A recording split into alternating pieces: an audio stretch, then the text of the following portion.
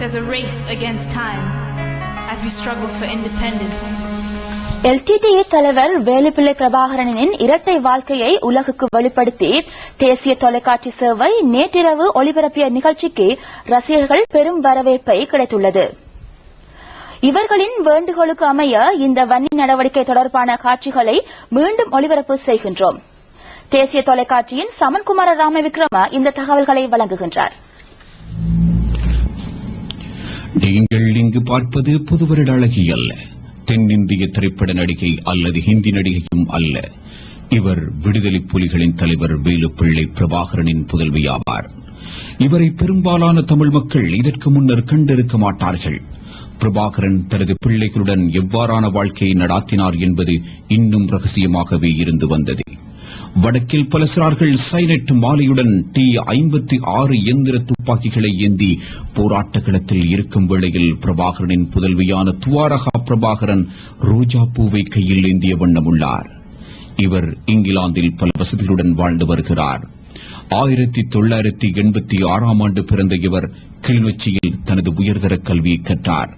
விடுதலை புலிகளின் தலைவர் பிரபாகரனின் பாரியார் மதிவதனி மற்றும் புதல்வர் சார்ல்ஸ் ஆண்டனியின் புகைப்படங்களையே இங்கு காண்கிறீர்கள். சார்ல்ஸ் ஆண்டனியும் வன்னியில் மிகவும் வசதியுடன் வாழ்ந்துள்ளார். இவர் தனது வாழ்க்கையில் பெருமளவு காலத்தை இங்கிலாந்து உட்பட ஐரோப்பிய நாடுகளில் கழித்துள்ளார். பிரபாகரன் தனது குடும்ப வாழ்க்கையை உலகிற்கு மறைத்து வைத்திருந்தார். அண்மையில் வன்னியில் ராணுவத்தினர் கைப்பற்றிய ஆவணங்களில் இருந்து இந்த புகைப்படங்கள் கண்டுபிடிக்கப்பட்டன. எத்தகைய தொழிலும் புரியாத பிரபாகரன் தனது பிள்ளைகளை சிறுவயது தொடக்கம் சிறந்த வசதியுடன் வாழ வைத்துள்ளார். வன்னி பொதுமக்கள் தமது பிள்ளைகளுக்காக சம்பாதித்த பணத்தை கப்பமாக பெற்ற பிரபாகரன் தமிழ் மக்களின் விடுதலைக்காக போராடுவதாக குறிப்பிட்டார். இந்த நடவடிக்கையின் காரணமாக வடக்கில் அதிகமான பிள்ளைகள் பெருமளவு பாதிக்கப்பட்டனர்.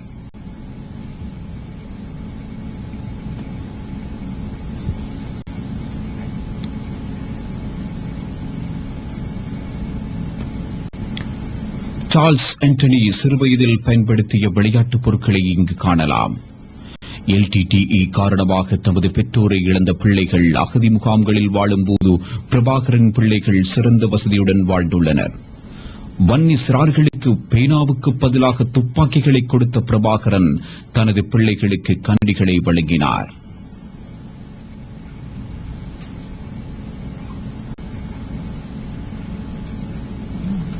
இது பிரபாகரன் பிள்ளைகளின் கல்வி சான்றிதழ்களாகும்.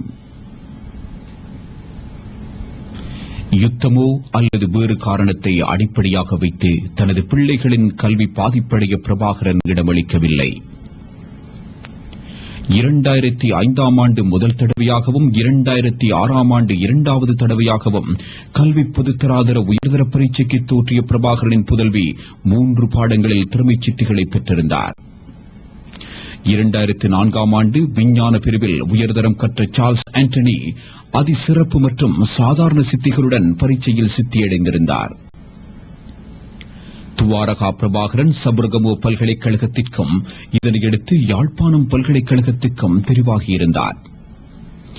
யாழ்ப்பாணம் பல்கலைக்கழகத்தில் விவசாயத்துறையில் பட்டப்படிப்புக்காக தன்னை பதிவு செய்து கொண்ட பிரபாகரின் மகள் பின்னர் தனது சகோதரரான சார்ல்ஸ் ஆண்டனியுடன் இணைந்து இங்கிலாந்தில் பட்டப்படிப்பை பூர்த்தி செய்துள்ளார்.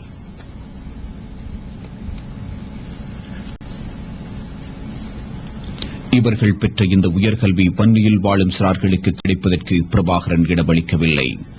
பிரபாகரன் தமிழ் மக்களுக்கு கண்ணீரை தவிர வேறு ஏதேனும் விடுதலையை பெற்றுக் கொடுத்தாரா? வன்னி சிறார்களுக்கு பெற்றோரின் துணை, கல்வி போன்றவை கிடைக்கவில்லை. தமிழீழக் கனவுக்காக பிரபாகரன் சிறார்களை பலி கொடுத்துள்ளார். பிரபாகரனின் இந்த இரட்டை வாழ்க்கை மக்கள் தற்போது புரிந்துள்ளனர். இது புதுக்குடியிருப்பு இரணைப்பளை தமிழ் வித்தியாலயமாகும். இந்த பாடசாலைகளை LTTயினர் தமது தேவைகளுக்காக பயன்படுத்தியிருந்தார்கள். அங்குள்ள சிறார்களுக்கு கல்வி கற்க வாய்ப்பளிக்கவில்லை. 13 வயதுடைய சிறார்களும் யுத்த நடவடிக்கையில் ஈடுபடுத்தப்பட்டனர்.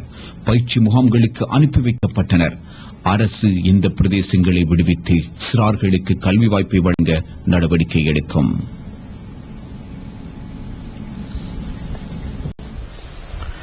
துட்டகைமுனு, விஜயவாகு, கெப்பட்டிபோல, புறநப்பு போன்ற வீரர்களைப் போன்று தாய்நாட்டுக்காக உயிர்நீத்துள்ள படை வீரர்களும் வரலாற்றில் இடம்பெறுவார்கள் என்று பாதுகாப்பு அமைச்சின் செயலாளர் கோட்டாபய ராஜபக்ஷ தெரிவித்துள்ளார். மாவிலாறு முதல் புதுக்குடியிருப்பு வரை மனிதாபிமான நடவடிக்கைகளின் போது உயிரிழந்த படை வீரர்களின் உறவினர்களை குருவிட்ட கெமுனுஹேவா படையணி தலைமையகத்தில் நேற்று சந்தித்து பேசிய போது பாதுகாப்பு அமைச்சின் செயலாளர் இந்த கருத்துக்களை தெரிவித்துள்ளார். படை வீரர்களின் குடும்பாங்கத்தவர்களது பிரச்சினைக்கு தீர்வு வழங்குவது இந்த சந்திப்பின் நோக்கமாகும். பாதுகாப்பு அமைச்சின் சேவா வனிதா பிரிவின் தலைவி திருமதி அயோமா ராஜபக்ஷ, ரணவிரு சேவா அதிகார சபையின் தலைவர் மேஜர் ஜெனரல் பாலித்த பெர்னாண்டோ உட்பட முப்படை அதிகாரிகள் பலர் இதில் கலந்து கொண்டனர். 3 தசாப்த காலமாக ஈழக்கொடி பறக்கவிடப்பட்டிருந்த பல பிரதேசங்களில் தற்போது தேசிய கொடி ஏற்றப்பட்டுள்ளது. இதன் பொருட்டு உயிர்நீத்த படையினருக்கு நாட்டின் மரியாதை உரித்தாகும் என்று பாதுகாப்பு அமைச்சின் செயலாளர் கோட்டாபய ராஜபக்ஷ தெரிவித்துள்ளார்.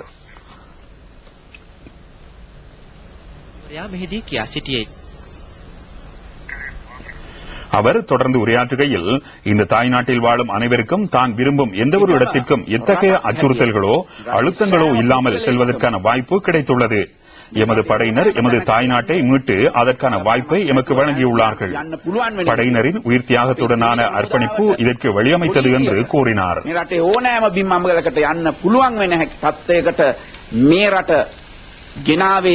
මෙන්න මේ ක්‍රියාන්විත වලින් මේ ක්‍රියාන්විත කලේ මේ ජයග්‍රහණ ලැබුවේ ඒ ඔබේ ඒ ජීවිත පරිත්‍යාග කළ ඒ රණවිරුවයි.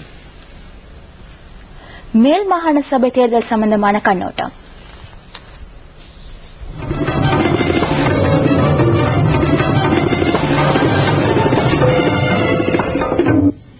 களுத்துறை மாவட்டத்தில் பேருவிளை தேர்தல் தொகுதியில் 15,000க்கும் அதிகமான மேலதிக வாக்குகளினால் ஐக்கிய மக்கள் சுதந்திர கூட்டணி வெற்றி பெறும் என்று அமைச்சர் ராஜித சேனாரட்ன தெரிவித்துள்ளார். களுத்துறை மாவட்டத்தில் ஐக்கிய தேசிய கட்சிக்கு உரிய தலைமைத்துவம் தற்போது இல்லாமையினால் இந்த வெற்றி கிடைக்கும் என்று சுதந்திர கூட்டணி பிரதிநிதிகள் தெரிவித்துள்ளனர். அமைச்சர் ராஜித சேனாரட்ன இங்கு கருத்து வெளியிடுகையில், ஐக்கிய தேசிய கட்சியில் உள்ள சிலர் என்னிடம் கூறினார்கள், அமைச்சரே நீங்கள் கூறுவது சரிதான், எவ்வாறாயினும் வெட்டினாலும் பச்சை நிறம் உள்ளவர்கள் வரமாட்டார்கள். இது கொலரா நோய் உள்ளவர்களுக்குத்தான் இவ்வாறு ரத்தம் பச்சையாக இருக்கும். வைத்தியர் என்ற வகையில் இதனை அறிந்து வைத்துள்ளேன். சகோதரர்களே, ஜனாதிபதி இன்று நாட்டை விடுவித்து சரியான அரசியல் தலைமைத்துவத்தை வழங்கி வருகின்றார். நாம் அவருடன் இணைந்து கொள்ள வேண்டும் என்று தெரிவித்தார். அமைச்சர் ஹேமகுமார நாணயக்கார கருத்து வெளியிடுகையில், சிலர் ஆட்சிக்கு வரும் பட்சத்தில் நாட்டையும் ஆட்சியையும் ஒழிப்பார்கள் என்று ரணில் விக்ரமசிங்க லக்பிமா பத்திரிகைக்கு தெரிவித்திருந்தார். இதனை பொதுமக்கள் அறிந்திருந்ததன் காரணமாகவே ரணில் விக்ரமசிங்கவுக்கு வாக்களிக்கவில்லை. அரசாங்கத்தையும் நாட்டையும் மட்டுமின்றி கிராமத்தையும் உள்ளடக்கும் வகையில் அனைத்தையும் அவர் இல்லாதொழித்திருப்பார் என்பதை பொதுமக்கள் புரிந்துள்ளதன் காரணமாகவே அவருக்கு வாக்களிக்கவில்லை என்று தெரிவித்தார். அமைச்சர் ரோஹித் அபேகுணவர்தன கருத்து தெரிவிக்கையில், களுத்துறை மாவட்டம் சிறந்ததொரு செய்தியை கூறுகின்றது. இம்மாவட்டத்திலிருந்து பாராளுமன்றத்தை 10 உறுப்பினர்கள் பிரதிநிதித்துவம் செய்கின்றனர். இவர்களில் 9 பேர் இன்று ஜனாதிபதி மஹிந்த ராஜபக்சவுடன் இணைந்து செயற்படுகின்றனர். இந்த நல்ல செய்தியை நாம் உங்களுக்கு தெரிவிக்க விரும்புகின்றோம் என்று கூறினார்.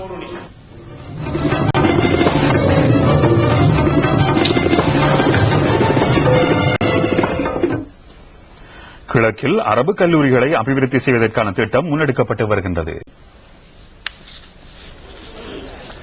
இந்த திட்டத்திற்கு அமைய அக்கரைப்பற்று மஹது தஹ்ஃபீல் குர்ஆனில் கரீம் அரபு கல்லூரிக்கான புதிய கட்டிடத்தை நிர்மாணிப்பதற்கான பணிகள் ஆரம்பித்து வைக்கப்பட்டன. இந்த நிகழ்ச்சியில் பிரதம அதிதியாக அமைச்சர் ALM அத்தாவுல்லா கலந்து கொண்டார். இந்த நிகழ்ச்சியில் உரையாற்றிய அமைச்சர், மார்க்க கல்வியை கற்கக்கூடிய சிறந்த உலமாக்களையும் ஆஃபில்களையும் உருவாக்கக்கூடிய வகையில் அரபு கல்லூரிகளை மேம்படுத்த வேண்டும் என்று தெரிவித்தார். இந்த நிகழ்ச்சியில் அரசியல் பிரமுகர்கள் உட்பட பலர் கலந்து கொண்டனர்.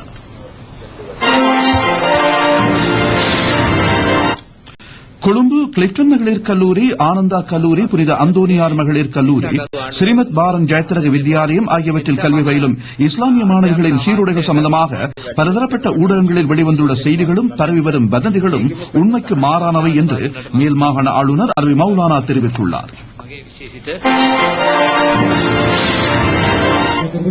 கல்வி பிரதி அமைச்சர் M. சச்சிதானந்தனின் தலைமையில் பதுளை வின்சென்டைஸ் விளையாட்டரங்கில் நடைபெற்ற பெருந்தோட்டத்துறை விளையாட்டுப் போட்டிகளை அடுத்து நடைபெற்ற நிகழ்ச்சியில் சுமார் 5 லட்சம் ரூபாய் பெறுமதியான விளையாட்டு உபகரணங்கள் இலவசமாக பகிர்ந்தளிக்கப்பட்டன. கரப்பந்தாட்டம் மற்றும் கிரிக்கெட் விளையாட்டு உபகரணங்கள் இவ்வாறு வழங்கப்பட்டன.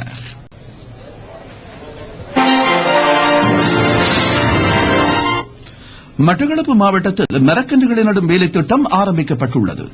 இதற்கான பிரதான வைபவம் மாகாண முதலமைச்சரின் செயலாளர் P. சாந்தனின் தலைமையில் நடைபெற்றது. இதற்கான நிகழ்ச்சியின் போது